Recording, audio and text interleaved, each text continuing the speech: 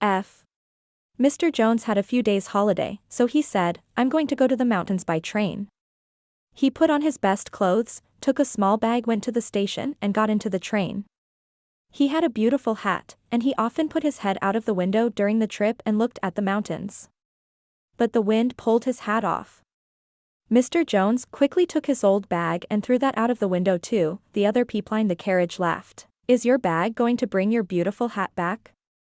They asked. I know, Mr. Jones answered, but there is no name and no address in my hat, and there's a name and an address on the bag.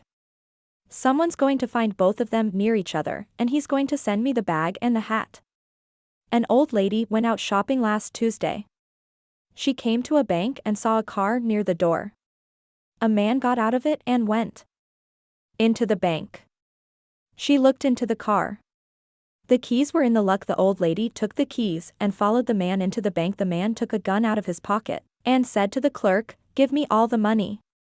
But the old lady did not see this.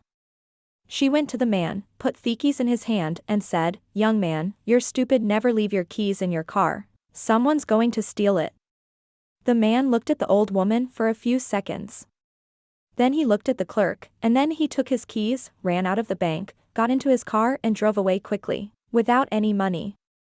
Mary was an English girl, but she lived in Rome. She was 6 years old. Last year her mother said to her, "You're 6 years old now, Mary, and you're going to begin going to a school here. You're going to like it very much, because it's a nice school." "Is it an English school?" Mary asked. "Yes. It is," her mother said. Mary went to the school and enjoyed her lessons. Her mother always took her to school in the morning and brought her home in the afternoon. Last Monday her mother went to the school at 4 o'clock, and Mary ran out of his class. "We've got a new girl in our class today, Mummy," she said as she's 6 years old too, and she is very nice. "But she isn't?" Mary's mother asked.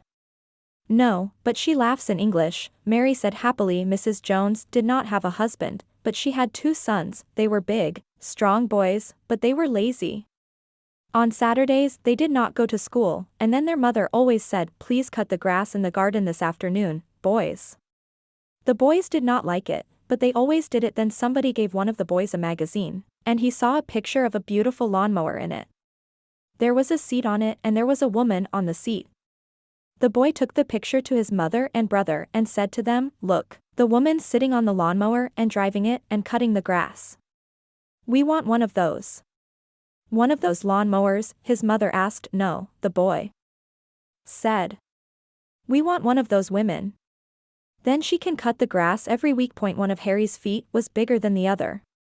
"I can never find boots and shoes for my feet," he said to his friend Dick. "Why don't you go to a shoemaker?" Dick said, "A good one can make you the right shoes. I've never been to a shoemaker." Harry said, "Aren't they very expensive?" "No," Dick said, "some of them aren't. There's a good one in our village, and he's quite cheap. Here's his address." He wrote something on a piece of paper and gave it to Harry. Harry went to the shoemaker in Dick's village a few days later, and the shoemaker made him some shoes. Harry went to the shop again a week later and looked at the shoes. Then he said to the shoemaker angrily, "You're a silly man. I said, make one shoe bigger than the other, but you've made one smaller than the other." Joe Richards finished school when he was 18, and then his father said to him, "You've passed your examinations now, Joe, and you got good marks in